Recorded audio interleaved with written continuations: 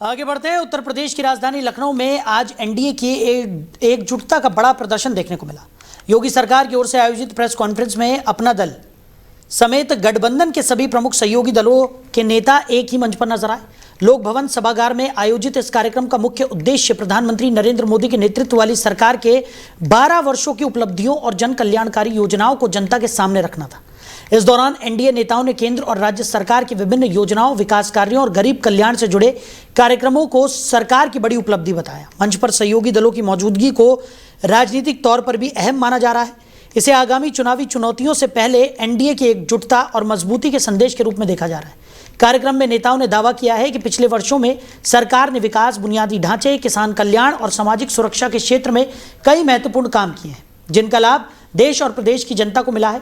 फिलहाल लखनऊ से दिया गया यह संदेश साफ है कि एनडीए अपने सहयोगी दलों के साथ मिलकर आगामी राजनीतिक चुनौतियों का सामना करने के लिए पूरी तरह से तैयार है। तो इसी खबर पर ज्यादा चर्चा के लिए हमारे मैनेजिंग एडिटर रमेश ठाकुर जी हमारे साथ जुड़ गए।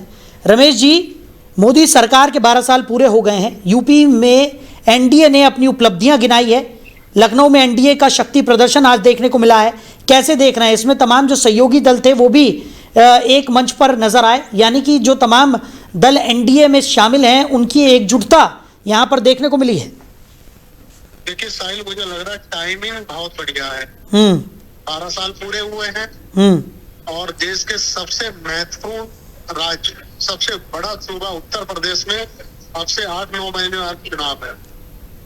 तो ये टाइम बड़ी मैच कर रही है चुनावी राजनीति, चुनावी फायदा लेने के लिए। इसके बाद आपको पंजाब में भी जाना है, उत्तराखंड में भी जाना है। तो ऐसे महत्वपूर्ण राज्यों के वक्त जब आपके 12 साल पूरे होते हैं और उसमें ये भी कहा जा रहा है जो आंकड़े के तौर पे कि मोदी जी का जो कार्यकाल है वो नेहरू जी के कार्यकाल से ऊपर चला गया है, दिनों के हिसाब से ऊपर चला गया है। इस उपलब्धि को लेके मुझे लगता है जन जन तक भाजपा जाएगी और बताने की कोशिश करेगी। अब जिस तरीके से कल हमने नीति आयोग की मीटिंग दिल्ली में होते हुए देखे, सारे मुख्यमंत्री आए और मुख्यमंत्रियों से अलग अलग जो अपोजिशन पार्टी के हैं उनसे प्रधानमंत्री ने मुलाकात की है। तो इससे मायने आप लगा सकते हो कि प्रधानमंत्री की जो काम करने की क्षमता है और जो एक असर, जो गुड वाइब्स जो छोड़ते हैं सामने वाले पे, तो उसका राजनीतिक फायदा आने वाले समय में हमको दिखाई देगा। अब मेन बात आ जाती है उत्तर प्रदेश की। उत्तर प्रदेश में उन्होंने कल योगी आदित्यनाथ से लगभग काफी लंबे समय तक बात करी है और सारी समीक्षाएं करी है। क्षेत्रों में उन्होंने बात करी है, कौन सा क्षेत्र, कौन सा, कहाँ पे हमारी ग्रिप कमजोर पड़ रही है, तो उसकी सारी की सारी मुझे लगता है बैठकें शुरू हो रही हैं। और आज आरएसएस प्रमुख मोहन भागवत भी यूपी में पहुंचे हुए। हालांकि दुखद खबर आ रही है कि जब कानपुर ट्रेन पहुंची तो उनके ऊपर पथराव भी हुआ है। तो इन सब को देख के अगर ये लगता है कि आरएसएस का कैडर और भाजपा का पूरा गठबंधन इस समय मुझे लगता है उत्तर प्रदेश के चुनाव में पूरी तरीके से सक्रिय हो गया है। रमेश जी, जिस तरीके से लगातार हम देख रहे हैं, क्योंकि चुनाव बेहद नज़दीक है और ऐसे में क्योंकि भारतीय जनता पार्टी और एनडीए की अगर हम बात करें तो इसमें साफ तौर पर हम देखते हैं कि जब एक चुनाव खत्म होता है तो दूसरे चुनाव की तैयारियां बहुत ज़ोरों शोरों से होती हुई नज़र आती हैं। उत्तर प्रदेश वैसे भी बहुत महत्वपूर्ण माना जाता है और ऐसे में क्योंकि विपक्षी दलों की जो तैयारियां हैं वो भी इस बार तेज़ी के साथ आगे बढ़ती हुई नज़र आ रही हैं। ऐसे में भारतीय जनता पार्टी के सामने कितनी बड़ी चुनौती इस बार 2027 के विधानसभा चुनाव रहने वाले हैं, क्योंकि तैयारियां तो अभी से ही देखने को मिल रही हैं। तमाम घटक दल जो हैं वो भी अपनी एकजुटता का संदेश यहां पर देते हुए नजर आ रहे हैं। देखिए 2017 का अगर मुकाबला अगर आप 2022 के विधानसभा से करो तो आपको लगेगा कि वोट प्रतिशत भी भाजपा का घटा है, सीटें भी घटी है। फिर बात आ जाती है 2024 का लोकसभा चुनाव, जिसमें 80 सीटें हैं। कहते हैं दिल्ली का रास्ता लखनऊ से होके निकलता है। उस रास्ते में रोड़े, कंकड़, कांटे भी इनको दिखाई दिए। जहां ये लोग कह रहे थे 80 की 80 सीटें जीतेंगे, पता चला कि 2 तिहाई मुश्किल से सीटें इनके पास आ पाई है। तो जहां तक आप चुनौती की बात कर रहे हो ना, चुनौती बहुत बड़ी है, पहाड़ जैसी चुनौती इनके सामने है। अगर उत्तर प्रदेश गड़बड़ा गया 2027 के चुनाव में, क्योंकि उसके 1.5 साल के बाद में लोकसभा का चुनाव है 29 में, तो इसलिए मुझे जहां तक लगता है जो हमारे पास सूत्रों से खबर आ रही है, प्रधानमंत्री से लेके आरएसएस के शीर्ष नेतृत्व से लेके पूरा का पूरा दमखम इस समय यूपी में झोंका हुआ है। यूपी को किसी तरीके से साधना है और यही वजह है, आपने देखा हो भारत मंडपम में छोटे छोटे दलों को बुलाया गया है जो भारतीय जनता पार्टी से जुड़े हुए हैं। उपेंद्र कुशवाहा हो चाहे और हम के चाहे जितेंद्र मांझी जी हो, जीतन राम मांझी जी हो, संजय निषाद जी हो, ओपी राजभर हो, सबको अलग अलग उनको बात करके दालमूढ़ी भी हमको खिलाया गया है। तो इससे आप अनुमान लगा सकते हो, ग्राउंड पे उतर के प्रधानमंत्री जब छोटे छोटे दलों को तवज्जो दे रहे हैं, मनोहार कर रहे हैं, तो चुनौती तो है सामने। चलिए रमेश जी, हमारे साथ जुड़ने के लिए, इस तमाम चर्चा के लिए आपका बहुत शुक्रिया। तो मोदी सरकार के 12 साल पूरे हो गए हैं। यूपी में एनडीए ने अपनी उपलब्धियां इसके बाद गिनाई है। तो लखनऊ में एनडीए का शक्ति प्रदर्शन भी देखने को मिला है, जहां तमाम एनडीए के घटक दल एक मंच पर नजर आए और सहयोगी दलों की एकजुटता भी यहां पर दिखाई दी। वहीं केंद्रीय गृह मंत्री अमित शाह ने शुक्रवार को आगामी अमरनाथ यात्रा की सुरक्षा और संचालन संबंधी तैयारियों की समीक्षा के लिए एक उच्च स्तरीय बैठक की अध्यक्षता की। बैठक में राष्ट्रीय सुरक्षा सलाहकार अजीत डोभाल, जम्मू कश्मीर के उपराज्यपाल मनोज सिन्हा, सेना प्रमुख जनरल उपेंद्र द्विवेदी, सीआरपीएफ महानिदेशक जीपी सिंह समेत कई वरिष्ठ सुरक्षा और प्रशासनिक अधिकारी शामिल हुए। बता दें कि इस वर्ष अमरनाथ यात्रा 3 जुलाई से शुरू होगी, जो कुल 57 दिन तक चलेगी। श्रद्धालु समुद्र तल से लगभग 3880 मीटर की ऊंचाई पर स्थित पवित्र अमरनाथ गुफा तक पारंपरिक 48 किलोमीटर लंबे पहलगाम मार्ग और 14 किलोमीटर लंबे बालटाल मार्ग से पहुंचेंगे। यात्रा को सुरक्षित और सुचारू बनाने के लिए सुरक्षा एजेंसियों ने व्यापक इंतजाम किए हैं। प्रशासन ने आधुनिक निगरानी तकनीक, मजबूत खुफिया तंत्र और विभिन्न एजेंसियों के बीच बेहतर समन्वय पर विशेष जोर दिया है।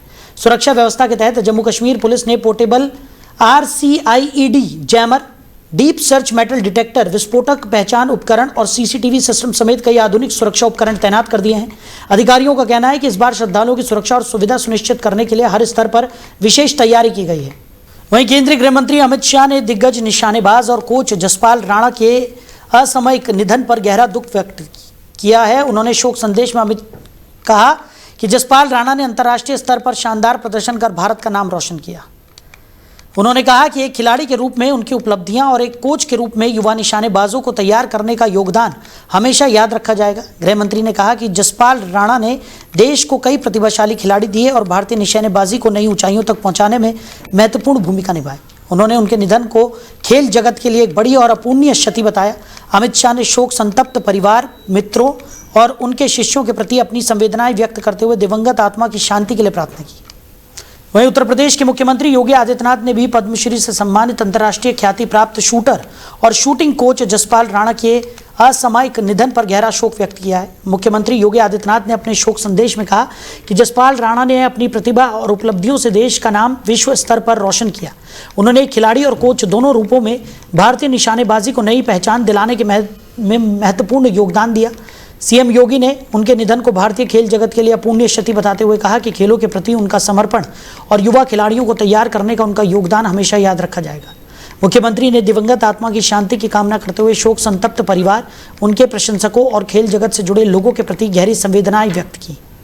वहीं तिरुपति में आज एनडीए की एक महत्वपूर्ण जनसभा आयोजित की जा रही है। ये कार्यक्रम गठबंधन सरकार की दूसरी वर्षगांठ के अवसर पर हो रहा है, जिसमें सरकार की उपलब्धियों और कल्याणकारी योजनाओं को जनता के सामने रखा जाएगा। जनसभा में राज्य सरकार की तरफ से पिछले 2 वर्षों में लागू की गई विकास योजनाओं, सामाजिक कल्याण कार्यक्रमों और बुनियादी ढांचे से जुड़े कार्यों को प्रमुखता से प्रदर्शित किया जाएगा। इसे एनडीए की ओर से एक बड़े राजनीतिक शक्ति प्रदर्शन के रूप में भी देखा जा रहा है। वहीं मध्य प्रदेश राज्यसभा चुनाव में कांग्रेस उम्मीदवार मीनाक्षी नटराजन को सुप्रीम कोर्ट से बड़ा झटका लगा है। नामांकन रद्द किए जाने के खिलाफ दाखिल उनकी याचिका पर सुनवाई से सुप्रीम कोर्ट ने इंकार कर दिया है। सुनवाई के दौरान कोर्ट ने साफ कहा है कि अगर इस स्तर पर हस्तक्षेप किया जाता है तो ये संविधान के अनुच्छेद 329 की भावना के विपरीत होगा और एक नई परंपरा की शुरुआत होगी, जिसके तहत नामांकन खारिज होने के मामलों में भी सुप्रीम कोर्ट सीधे दखल दे सकता है। दरअसल संविधान का अनुच्छेद 329 चुनावी प्रक्रिया के दौरान न्यायिक हस्तक्षेप को सीमित करता है। इसके तहत चुनाव परिणाम घोषित होने के बाद ही कोई उम्मीदवार हाईकोर्ट में चुनाव याचिका दाखिल कर सकता है। मीनाक्षी नटराजन ने अपने नामांकन को रद्द किए जाने को चुनौती देते हुए सुप्रीम कोर्ट का दरवाजा खटखटाया था। उन्होंने चुनाव परिणामों पर रोक लगाने की मांग भी की थी, लेकिन कोर्ट ने यह अनुरोध भी स्वीकार नहीं किया। मीनाक्षी नटराजन का नामांकन इस आधार पर रद्द किया गया था कि उन्होंने तेलंगाना की एक अदालत में लंबित आपराधिक मामले की जानकारी अपने नामांकन पत्र में नहीं दी थी। हालांकि उनका कहना है कि उस मामले में अभी केवल नोटिस जारी हुआ है, आरोप तय नहीं हुए हैं, इसलिए नियमों के मुताबिक उस जानकारी को नामांकन में देना आवश्यक नहीं था। अब सुप्रीम कोर्ट के रुख के बाद कांग्रेस के लिए कानूनी विकल्प सीमित हो गए हैं और इस पूरे मामले ने राज्यसभा चुनाव की सियासत को और गरमा दिया है। क्योंकि मामला सब जुडिस है, न्यायालय के अधीन है और आज भी माननीय उच्चतम न्यायालय में इसको सुना जा रहा है, तो मैं बहुत विस्तार में और सारे कानूनी पहलुओं पर आज बात नहीं करूंगी क्योंकि वो आज उस पर चर्चा करना उचित नहीं है। मगर एक चीज ऑलरेडी पब्लिक डोमेन में है और अब क्योंकि वो इलेक्शन कमीशन की साइट पे उपलब्ध है तो वो वैसे भी आप सबके सामने है, उसकी बात जरूर मैं रखूंगी और मेरे एक साथी को मैं अनुरोध करूंगी कि वो स्लाइड के रूप में यहां पर उसको चलाएं। जो सारे मामले की जड़ है वो फॉर्म चल गया है, फॉर्म 26 है। ये कहा गया कि मेरे द्वारा फॉर्म 26 में बात को दर्ज नहीं किया गया और तथ्य को छुपाया गया। अब उसके जो सवाल हैं वो आपके सामने हैं। राजनीतिक दल का ब्यौरा देना है, मतदाता सूची में जो उम्मीदवार का क्रमांक है वो ब्यौरा देना है, उम्मीदवार का फोन नंबर और जो भी उसकी आइडेंटिटी है, ईमेल अकाउंट है, वो उसकी जानकारी देनी है, पैन और आयकर के रिटर्न के बारे में विवरण देना है, संपत्ति और अन्य चीजों के बारे में विवरण देना है। लेकिन मोस्ट इंपॉर्टेंट बात जिस पर यह सारी बात शुरू हुई वो ये है कि अगर कोई लंबित आपराधिक मामला है तो उसकी जानकारी देनी है और अगर कोई दंडनीय अपराध में दोषी ठहराए गए हैं तो उसकी जानकारी देनी है। वहीं नीट यूजी पुनर्परीक्षा में शामिल होने वाले छात्रों के लिए नेशनल टेस्टिंग एजेंसी यानी कि एनटीए ने बड़ी राहत दी है। एनटीए ने परीक्षा का समय 15 मिनट बढ़ाने का फैसला किया है। अब री एग्जाम में शामिल होने वाले अभ्यर्थियों को प्रश्न पत्र हल करने के लिए पहले की तुलना में अतिरिक्त समय मिलेगा। एजेंसी का कहना है कि यह फैसला छात्रों की सुविधा और निष्पक्ष परीक्षा प्रक्रिया सुनिश्चित करने के उद्देश्य से लिया गया है ताकि परीक्षार्थी बिना किसी अतिरिक्त दबाव के प्रश्नों का उत्तर दे सके। इस निर्णय के बाद छात्रों और अभिभावकों में राहत की भावना देखी जा रही है। माना जा रहा है कि अतिरिक्त 15 मिनट का समय परीक्षार्थियों को बेहतर प्रदर्शन का अवसर देगा।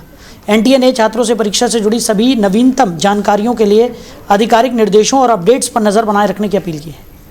वहीं लखनऊ से दिल्ली जाने वाली इंडिगो की एक फ्लाइट को उड़ान भरने से ठीक पहले बम की धमकी मिलने से एयरपोर्ट पर हड़कंप मच गया। करीब 180 यात्रियों को लेकर यह विमान सुबह 10:45 पर दिल्ली के लिए रवाना होने वाला था, लेकिन सुरक्षा एजेंसियों को अलर्ट मिलने के बाद विमान को तत्काल रोक दिया गया। इसके बाद सुरक्षा टीमों ने विमान की गहन जांच की और सभी आवश्यक सुरक्षा प्रोटोकॉल का पालन किया गया। जांच के दौरान यात्रियों की सुरक्षा को प्राथमिकता देते हुए विमान और सामान की बारीकी से तलाशी ली गई।